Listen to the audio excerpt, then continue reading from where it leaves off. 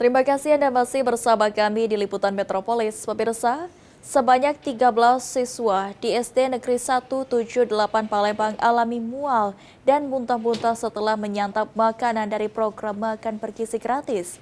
Ke-13 siswa tersebut langsung dievakuasi ke puskesmas dan rumah sakit terdekat.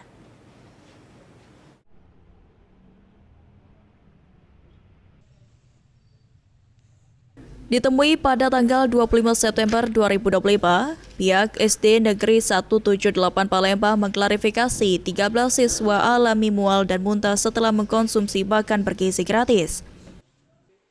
Salah satu guru, Rajis Aprillah, mengatakan pihak sekolah sudah mengevakuasi 13 siswa kelas 4 ke Puskesmas Kalidoni dan Rumah Sakit Pusri. Pihak sekolah belum mengetahui pasti penyebab mual dan muntah 13 siswa, lantaran masih menunggu informasi dari pihak kesehatan.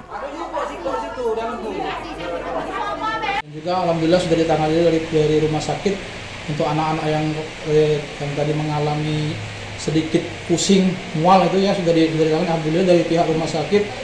Anak-anak itu sudah kondisi sudah mulai membaik, dan juga untuk pastian apakah ini terjadi keracunan tadi kita tidak tahu pasti karena kan ini bukannya bidang kami, jadi sini kan kita serahkan kepada Dinas Kesehatan Kota Palembang dan juga dari pihak dokter yang akan menentukan apa hasil yang bisa ditemukan nanti dari kejadian.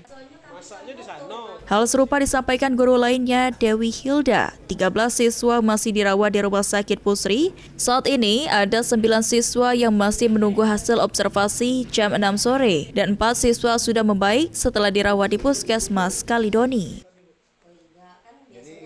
Tahu Pak ya, namanya anak kadang-kadang mereka sudah makan MBG, ternyata indikasi lagi ada jajan lagi yang lain sebagainya, itu kita tidak tahu. Yang pasti memang kejadian setelah makan MBG tidak langsung, ada beberapa saat setelah mereka masuk baru mereka melaporkan bahwa merasa tidak enak, mual, muntah, seperti itu sih. Sepertinya kayak ayam katsu ya, chicken katsu, terus ada kayak salad sama buahnya, pisang, dan itu sih tahu. Terus itu barang buktinya dibawa mana dulu?